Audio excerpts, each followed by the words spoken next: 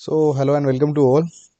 So, we are back with a video, and today I'll announce a good news for you all. We are back with a new series of videos, and in this particular series, we are making the video, or you can say the tutorial for the programming language that is C++. I don't know how many part we have in this particular series, but we will start from the very scratch and we will be at the good level soon. So whosoever not started the programming language yet and any of the programming language, or whosoever has started also, it will give a quick recap to him also. So let's get started with this particular video and in the series. So with this introduction, we have the a kind of a code in front of you that you can see here. Here you can see that is include IOStream and all. So this is a particular IDE that is the where we have to write the code, and after that we run the code and the code will be executed. So this is a particular VS Code. You can download any of the IDE and you can run your code. I personally use VS Code, so I am writing the code in the VS Code here. So इसमें करने क्या वाले हैं हम यार, इसे simple रखेंगे और ये कोई इंट्रोडक्शन था इसका. जिसने भी प्रोग्रामिंग स्टार्ट नहीं की है अभी तक, मीन्स हाँ पता है what is the programming language और क्या क्या इसके फ़ायदे हैं, पर प्रोग्रामिंग स्टार्ट नहीं की है. मेन मुद्दा ये है कि अभी कोड नहीं लिखा है. तो ये उनके लिए है एंड सीरीज़ बहुत यूज़फुल होने वाली है. हम सारे टॉपिक्स इसमें कवर करने वाले हैं, including the object oriented programming also, और सभी फंक्शंस, सभी इसके पार्ट्स जो हैं. सो आप एक अच्छे लेवल पे होगे after watching this series of videos. Regular series, इस पर्टिकुलर सीरीज़ में रेगुलर वीडियोज़ आएंगी हमारी. सो स्टार्ट करते हैं पहले इसी कोड से, क्योंकि यहाँ इसे ही स्टार्टिंग होती है इस पर्टिकुलर C++ लैंग्वेज की. अब ये बड़ी बेसिक सी चीज़ें हैं कि किसने डेवलप की थी, कब डेवलप हुई थी, तो ये आप रेफरेंस लेके पढ़ सकते हैं इन गूगल. मेन टॉपिक क्या है? मेन टॉपिक है C++ सीखनी है.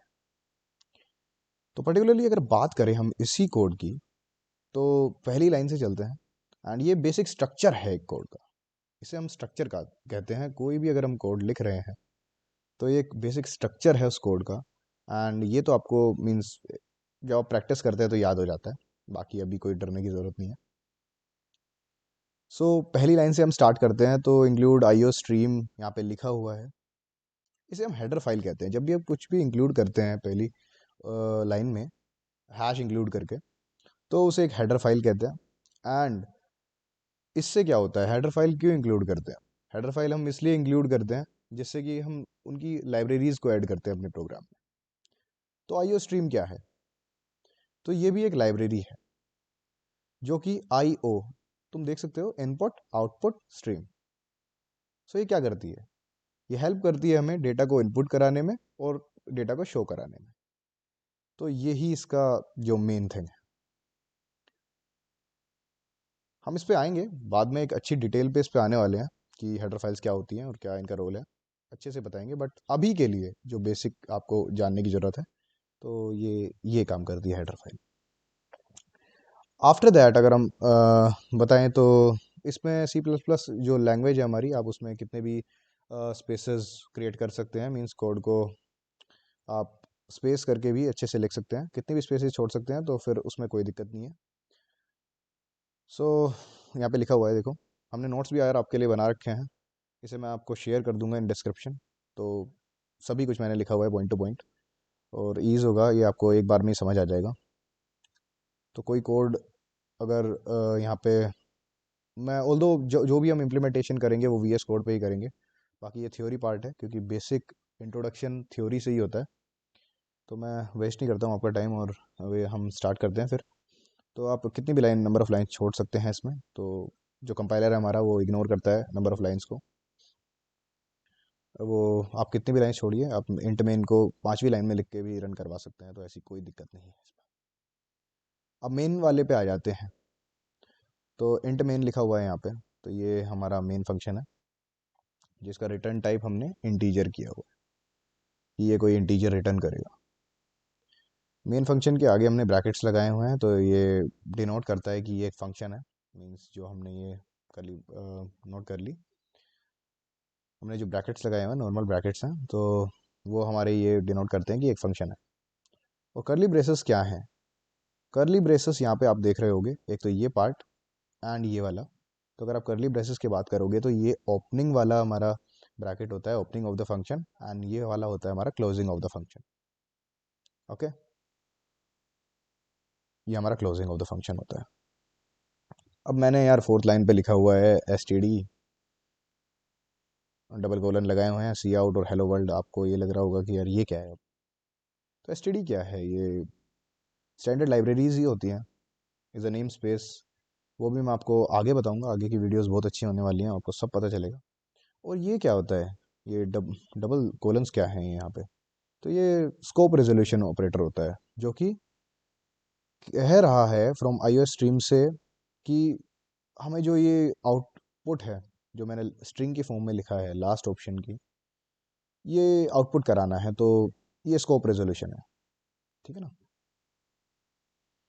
सो यहाँ पे अगर हम बात करें तो ये एक स्कोप रेजोल्यूशन है, और सी आउट जो है वो फंक्शन है जो कि हेलो वर्ल्ड या कुछ भी हमने स्ट्रिंग अगर लिखा हुआ है तो वो क्या करता है, वो उसे आउटपुट कराता है। मींस जब भी हम इसे रन करेंगे तो हमारा जो फर्स्ट प्रोग्राम हम रन करके उसका आउटपुट देखेंगे वो लास्ट ऑप्शन आने वाला है। इसका बार बार हम यूज़ नहीं करेंगे, मैं बताऊंगा इसे कैसे हटाते हैं। एक लाइन लिखते हैं छोटी सी यहाँ पे, यूजिंग नेम स्पेस std। तो उससे फिर हम बार बार नहीं लिखेंगे, हम सीधा सी आउट लिखेंगे और अपना आउटपुट हमें मिल जाएगा। तो हमेशा जब भी इसमें भी सी की तरह ही है ये लैंग्वेज, अपडेटेड वर्जन है ऑफ सी लैंग्वेज। सो जब भी हमें स्टेटमेंट अपनी ख़त्म करनी है, कभी भी हम कुछ भी लिख रहे हैं ना, आफ्टर दैट हमें स्टेटमेंट ख़त्म करनी है, तो हम सेमी कोलन्स लगाएंगे, जो कि बताती है हमारी स्टेटमेंट एंड हो चुकी है यहाँ पे। तो हम ये भूलेंगे नहीं, क्योंकि सेमी कोलन भी एरर शो करते हैं अगर हम नहीं लगाते टाइम पे। तो ये कुछ रहा। फिर हमने फिफ्थ लाइन में रिटर्न ज़ीरो लिखा हुआ है, ये रहा यहाँ पे। तो वो क्यों लिखा है? तो return zero as an integer to our main function, क्योंकि हमने एक इंटीजर टाइप मेन फंक्शन यहाँ पे रिटर्न किया हुआ है। और मेन फंक्शन बाय डिफ़ॉल्ट है यार, हम ज़्यादातर इंट ही डिक्लेयर करते हैं, ठीक है।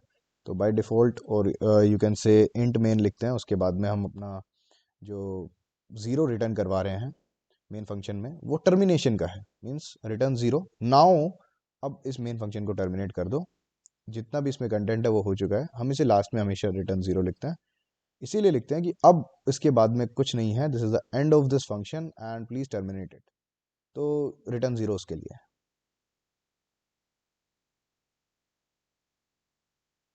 तो अगर हम बात करते हैं यार, एक बार देख लेते हैं हम जो भी हमने अभी तक किया है। मैं काम करता हूँ, मैं VS कोड पे आ जाता हूँ एक बार। तो आ गए हम VS कोड पे, let us open the VS code. Okay, so यार यही हमारा स्ट्रक्चर था जो मैंने आपको दिखाया। मैं कितनी भी स्पेसेस इसमें अगर दे देता हूँ, मैंने आपको बताया था, तो इससे कोई इतना फ़र्क नहीं पड़ता।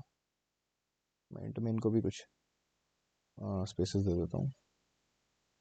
Okay, just a second. तो अगर मैं इसे रन करता हूँ,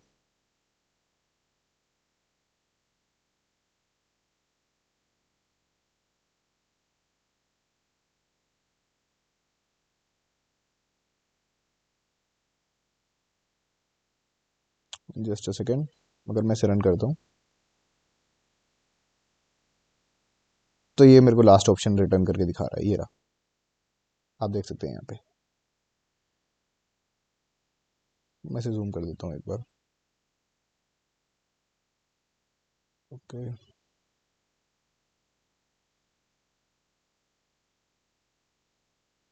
जस्ट सेकेंड, आपको दिख रहा है ना यहाँ पे कि ये लास्ट ऑप्शन लिखा हुआ है, तो ये इसी के लिए था। मैं कितने भी स्पेसेस अगर इसमें कर देता हूँ तो कोई दिक्कत वाली बात नहीं है, ये वर्क करती है, इग्नोर करती है इन स्पेसेस को और सीधा अपना मीन्स वर्क करती है। तो मैं इसे दोबारा से वैसे ही लिख देता हूँ।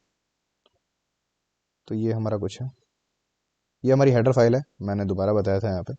हेडर फाइल है, ये हमारा मेन फंक्शन है, ये स्टार्टिंग होती है मेन फंक्शन की, ये एंडिंग होती है।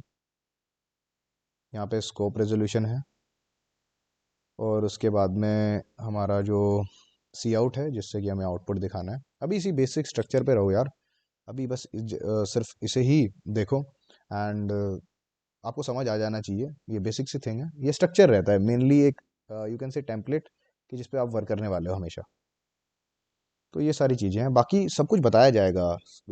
स्कोप रेजोल्यूशन ऑपरेटर, सी आउट क्या है, स्ट्रिंग्स क्या होते हैं, सब हेडर फाइल और डीप में बताएंगे। बट अभी जितना जानने की ज़रूरत है वो यही है। सो अभी मैं पार्ट 2 पे आ जाता हूँ इसके, और पार्ट 2 पे हम बात करेंगे।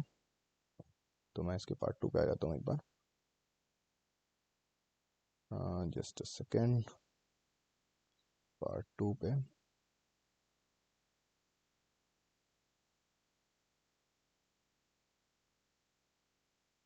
ओके, आ गए हम पार्ट 2 पे। सो अब हम बात करते हैं वेरिएबल्स एंड कमेंट्स की। तो एक इम्पोर्टेंट टॉपिक आ जाता है जब भी हम सी प्लस प्लस या कोई भी प्रोग्रामिंग लैंग्वेज अगर हम यूज़ करेंगे, तो ये बेसिक फंडामेंटल्स तो सबको क्लियर होने चाहिए। वेरिएबल्स क्या होते हैं यार? वेरिएबल्स आप एक एग्जांपल ले सकते हो, जैसे कि कोई भी कंटेनर है मेरे पास। तो 3 मेरे पास कंटेनर है, एक में वाटर है, इथाइल एल्कोहल है दूसरे में, और तीसरे में कोई और लिक्विड है। तो कुछ स्टोर कर रहे हैं ना वो, भले ही लिक्विड डिफरेंट है, उनके टाइप अलग हैं, बट वो कुछ स्टोर कर रहे हैं। तो ऐसे ही जो होते हैं वेरिएबल्स होते हैं, वो कुछ ना कुछ वैल्यूज को स्टोर करते हैं, डिफरेंट टाइप्स की। तो variables are containers that will store the data of different different data type. ये बताऊंगा मैं कि किस तरीके से हम वेरिएबल बनाएंगे, ये भी बताऊंगा कि किस तरीके से क्या डेटा टाइप क्या होता है। बट अभी जो फोकस है, वेरिएबल क्या है? वेरिएबल एक कंटेनर है जो कि डेटा को स्टोर करेगा। ये मेन पॉइंट है यहाँ पे। उसके बाद में अगर मैं बात करूँ कमेंट्स की, सो कमेंट्स क्या है? अब कमेंट्स हमारे लिए इंपॉर्टेंट क्यों है? बिना कमेंट्स के भी हमारा हर कोई कोड चल सकता है, हम अगर कमेंट्स का यूज़ भी ना करें तो कोई दिक्कत नहीं होती। बट आफ्टर ऑल अगर हम एक कॉम्प्लेक्स कोड लिखते हैं, हम एक बहुत बड़ा कोड लिखते हैं, that is around 1000 of lines, so उसमें क्या होता है, रीडेबिलिटी बढ़ाने के लिए कि कहाँ पे क्या चीज़ क्या काम कर रही है। क्योंकि देखो, हमें रीडेबिलिटी के लिए अपनी लैंग्वेज की ज़रूरत होती है। तो अगर हमें बीच में बताना है कि ये फंक्शन ये काम कर रहा है, जिससे कि अगर कोई दूसरा बंदा भी यहाँ के मेरे लैपटॉप पे काम करता है और उस प्रोग्राम को रीड करता है, तो उसे जल्दी से समझ में आ जाए कि ये क्या है इस कोड में और ये क्या कर रहा है। तो उसे ध्यान नहीं लगाना पड़ेगा, उसे कोड को शुरुआत से नहीं पढ़ना पड़ेगा, वो बस कमेंट देखेगा, ये कोड ये कर रहा है, ठीक है, ये मेरे को नहीं करना, मेरे को जिस पे वर्क करना है वो ये रहा। तो ह्यूमन रीडेबल टेक्स्ट कहते हैं हम कमेंट्स को सोर्स कोड में, जो कि कंपाइलर इग्नोर करता है जैसे स्पेसेस को करता है। तो दो टाइप से यार हम कमेंट लिख सकते हैं। पहली हुई हमारी जो सिंगल लाइन कमेंट है, जब हम एक सिंगल लाइन में कमेंट लिख देते हैं। कभी कभी हमें एक पैराग्राफ भी लिखना होता है, बाई चांस एक फंक्शन है, ये इस तरीके से काम करता है, ये इसके मैंने डिफाइन किए हुए हैं एट्रीब्यूट्स पहले। तो ऐसे करके हम एक मल्टी लाइन कमेंट्स भी यूज़ कर सकते हैं यहाँ पे। सो मैं दिखाता हूँ आपको एक बार कि किस तरीके से हम वेरिएबल बनाते हैं, किस तरीके से हम क्या करने वाले हैं। मैं वी एस कोड पे आ जाता हूँ एक बार। तो where is my V S code? ये रहा मेरा V S code, okay. So V S code पे आ जाता हूँ मैं। तो वेरिएबल हम कैसे बनाने वाले हैं यार? वेरिएबल क्या होते हैं? तो वेरिएबल एक कंटेनर है। तो मैं पहले इन टाइप का वेरिएबल बना लेता हूँ। तो सिंटेक्स क्या है इसका बनाने का, मीन्स कैसे बनाते हैं हम वेरिएबल? तो पहले हम डेटा टाइप डिसाइड करते हैं कि किस टाइप का डेटा होगा। आइदर हमारा इंटीजर वैल्यू होगी, फ्लोटिंग पॉइंट नंबर होगा, मीन्स जो डेसिमल्स में होते हैं, या फिर हमारा स्ट्रिंग होगा जिसे कि हम अल्फ़ाबेटिकल ऑर्डर में लिखते हैं। तो इस तरीके से हमारे डेटा टाइप्स होते हैं। मैं अभी एक इंट वाला बना देता हूँ आपके सामने, और उसे एक वैल्यू दे देता हूँ 10, और स्टेटमेंट को एंड कर देता हूँ बाय सेमीकोलन। तो ये मेरा वेरिएबल बन गया और इसमें 10 स्टोर हो गया, है ना? अब मेरे को यहाँ पे बताना है, बट अगर मैं यहाँ पे डायरेक्ट लिखता हूँ, this is a variable that store the value 10, और मैं इसे रन करता हूँ, तो ये रन नहीं होगा। देखो आप, ये रन नहीं होगा वो एक एरर देगा। ये यहाँ पे आपको शो होगा, ये रहा कि दिस वेरिएबल, और ये हम यहाँ पे यूज़ नहीं कर सकते, ठीक है ना।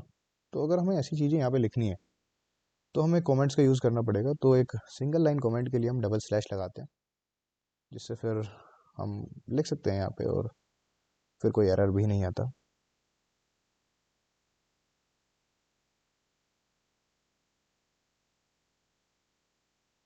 ओके, उसके बाद में अगर हमें मल्टी लाइन कमेंट लिखें तो मल्टी लाइन कमेंट के लिए हम क्या करेंगे, हम ऐसे लिखते हैं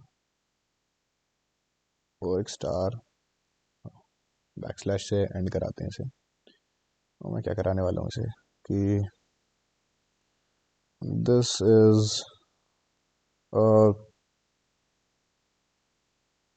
series lecture of C plus plus of last option. तो आप समझ रहे होगे कि मैं कितनी भी लाइन में लिख सकता हूँ, तो यहाँ पे कोई दिक्कत नहीं आएगा। तो ऐसा कुछ है ये। सो ये हम कमेंट्स को डिसाइड करते हैं इससे। आई होप आपको ये समझ में आया होगा किस तरीके से वेरिएबल एंड किस तरीके से हम कमेंट करते हैं। अब मैं एक काम करता हूँ, मैं दोबारा थ्योरी पार्ट पे आता हूँ, क्योंकि फर्स्ट इंट्रोडक्शन है तो हमें थ्योरी ही कवर करना होगा ज़्यादा। उसके बाद में हम कोड को इम्प्लीमेंट करते रहेंगे और फिर एक प्रैक्टिस हो जाती है अच्छी, तो फिर कोई दिक्कत नहीं आती। ओके, मैं पार्ट 3 पे आ जाता हूँ इसके। अब हम अच्छे से पढ़ने वाले हैं कि ये वेरिएबल्स और डेटा टाइप्स क्या होते हैं। तो है तो ये वेरिएबल स्कोप और डेटा टाइप्स का पार्ट, बट पहले स्कोप से पहले अगर मैं बात करूँ वेरिएबल्स की, तो वेरिएबल्स मैंने आपको बताया कंटेनर होते हैं जो डेटा स्टोर करेंगे of any of the data type. वो हमें डिफाइन करना पड़ता है कि किस डेटा टाइप में मेरे को वैल्यू मेरी कैसी रहेगी, मीन्स किस डेटा टाइप की रहेगी, तो मेरे को स्टोर कराना है। तो मैं डिफाइन करूँगा इंट या फिर स्ट्रिंग ए, मैं फिर वैल्यू लिखूंगा।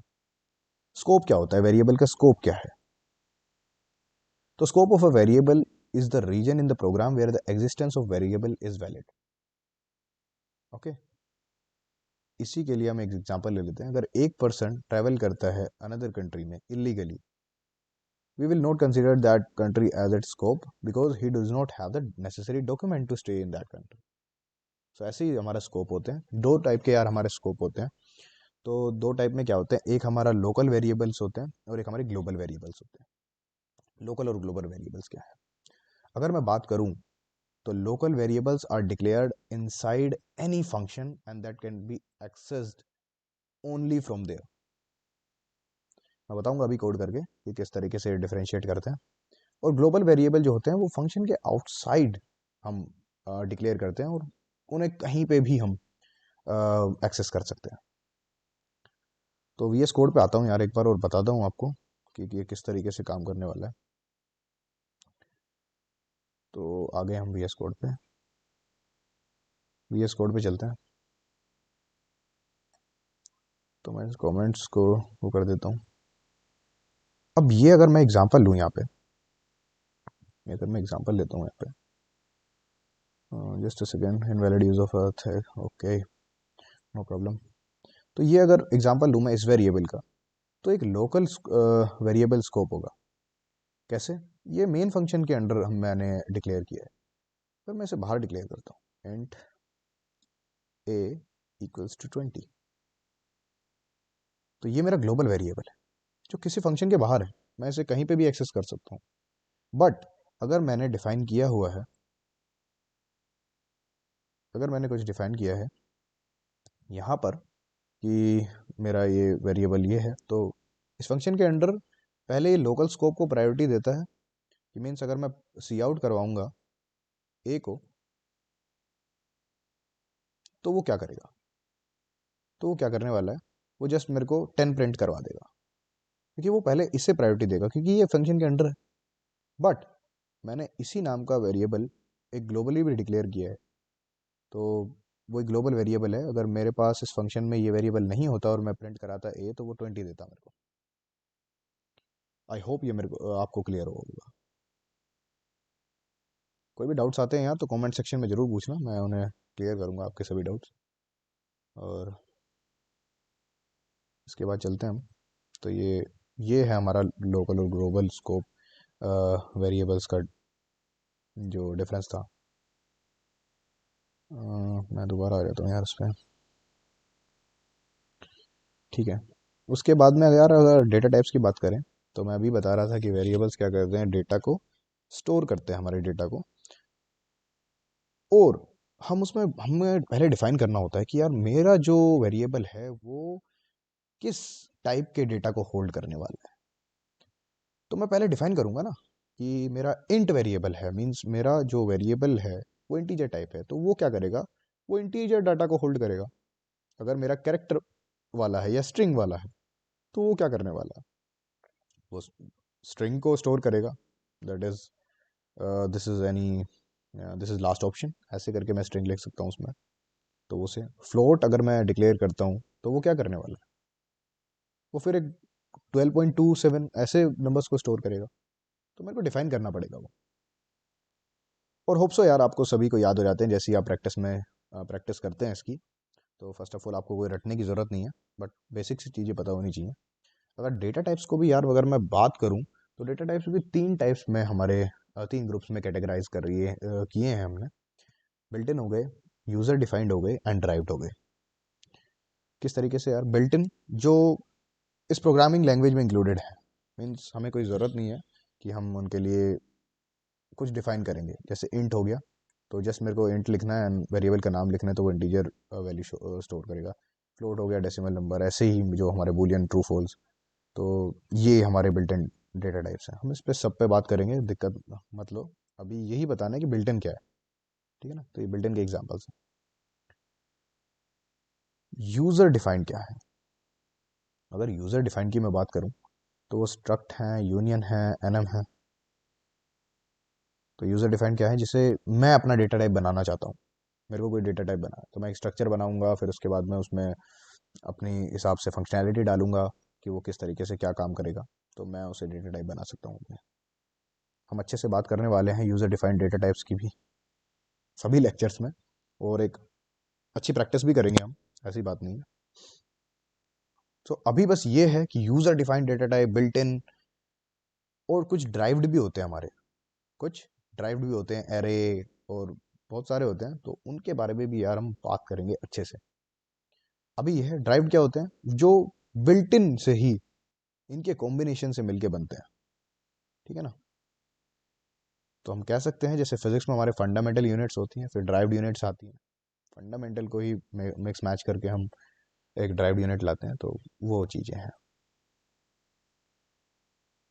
पार्ट 4 में यार हम बात करते हैं तो इनपुट आउटपुट। ये मैंने आपके बाद अभी आउटपुट तो डिस्कस कर लिया है कि सी आउट से आप डायरेक्ट आउटपुट ले सकते हैं, बट वो एसटीडी वाला पार्ट है, वो भी हम क्लियर करेंगे आपका। ये अभी इंट्रोडक्शन है, जस्ट बेसिक सी चीज़ें हैं जो आपको पता होनी चाहिए। बाकी सभी का एक क्लियर कट वीडियो बनेगा, कोई दिक्कत नहीं है। सो सभी लाइब्रेरीज हैं यार हमारे पास इनपुट आउटपुट ऑपरेशन की। जो आईओ स्ट्रीम है वो इसी के लिए है, इनपुट स्ट्रीम, जिसमें कि क्या होगा, जो डायरेक्शन होगा बाइट्स का, वो कीबोर्ड से, जो कि इनपुट डिवाइस है, मेन मेमोरी तक जाएगा, जहाँ पे हमारी वेरिएबल, मैंने वेरिएबल में कोई वैल्यू डाली। सपोज मैं सी इन कर रहा हूँ, जैसे सी आउट होता है ना आउट के लिए, तो इन होता है, सी इन होता है। तो मैं कुछ चीज़ें डाल रहा हूँ उसमें, कोई वैल्यू टाइप कर रहा हूँ, तो क्या हो रहा है, मेरे कीबोर्ड जो कि इनपुट डिवाइस है, उससे क्या होगा, वो फ्लो बाइट्स का जितना भी वो, जो भी मैं वहाँ पे इनपुट देने वाला हूँ, वो मेमोरी में जाएगा। आउटपुट स्ट्रीम क्या होता है, आउटपुट स्ट्रीम में क्या है, जो डायरेक्शन है फ्लो ऑफ बाइट्स का, वो क्या होगा, वो मेन मेमोरी से आउटपुट डिवाइस में आएगा, जो कि आपकी स्क्रीन है।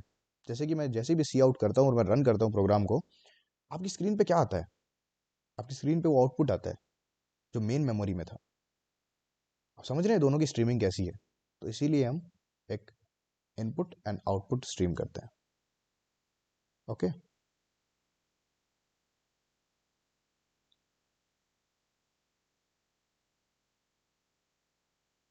सो इतना हो गया। And okay,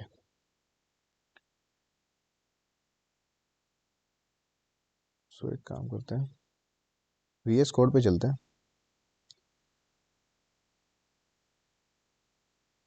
okay, VS code पे चल गया। एक काम करता हूँ, मैं इसको STD को आपको बताता हूँ कि इसे कैसे हटाना है यार। तो बस हमें एक लाइन लिखनी होती है यहाँ पे, यूजिंग नेम स्पेस, और ये अपने आप ही सजेशन दे रहा है VS कोड, इसीलिए मेरे को ये अच्छा लगता है, तो अपने आप ही सजेशन दे देता है। Invalid use of this member, okay, GCC not defined, what am I using right now, okay, whatsoever, okay, सो मैंने ये कर दिया। अब मेरे को ज़रूरत नहीं है कि मैं कोई भी मतलब कुछ भी लिखता हूँ इसमें, तो STD मेरे को लगाने की ज़रूरत नहीं है। अब मैं क्या करूँगा, सीन होता है इनपुट के लिए, मैं एक काम करता हूँ, मैं इसे ग्लोबल वेरिएबल को हटा देता हूँ यहाँ से। और हम क्या करने वाले हैं, सो जस्ट अ सेकेंड, मैं एक नई फाइल बना देता हूँ यहाँ पे, एंड इसे मैं बनाता हूँ i/o.cpp,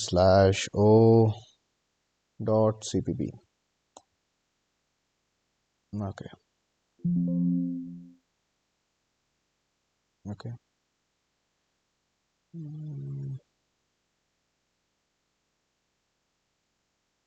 ओके, सो इसमें मैं क्या करने वाला हूँ, मैं शुरुआत से लिखता हूँ इसे। सो हम क्या करते हैं यार, शुरुआत में हमें हेडर फाइल इंक्लूड करनी है, जो कि हम हेडर फाइल को इंक्लूड करेंगे। सो IO स्ट्रीम, एंड उसके बाद मैं क्या करूँगा, मैं यूजिंग नेम स्पेस, ताकि मेरे को बार बार स्कोप, रेजोल्यूशन और स्टैंडर्ड लाइब्रेरी को ये ना बताना पड़े कि स्टैंडर्ड लाइब्रेरी में से इसके स्कोप को रेजोल्यूट करो और आउटपुट दिखाओ, तो ये मेरे को बार बार ना करना पड़े। आफ्टर दैट मैं क्या करता हूँ, मैं अपना मेन फंक्शन बना लेता हूँ, मेन फंक्शन बनाता हूँ, एंड देन मैं दो ब्रैकेट्स बना देता हूँ, जिससे कि ये पता चल जाएगा कि यार हमारा ये मेन फंक्शन है, यहाँ से स्टार्टिंग है, यहाँ पे एंड है। मैं रिटर्न 0 भी पहले ही लिख दूंगा, जिससे कि मेरा टर्मिनेशन का भी प्रॉब्लम ना आए। अब मैं जो भी काम करूँगा वो इसके ऊपर करने वाला हूँ। मैं यहाँ पे एक वेरिएबल बना लेता हूँ इंट a, तो ये डिक्लेरेशन है वेरिएबल की, मैंने एक वेरिएबल बना दिया। मैं एक और बना लेता हूँ इंट b नाम से।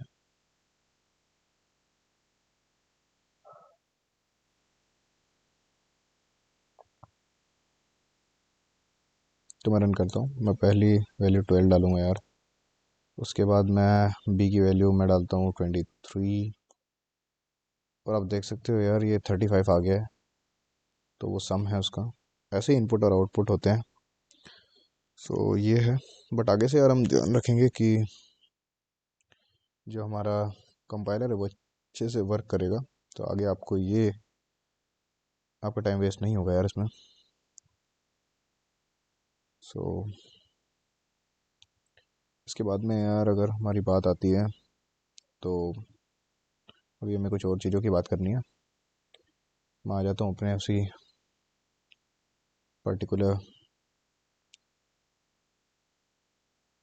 Okay, so come on, one note पे आना है यार।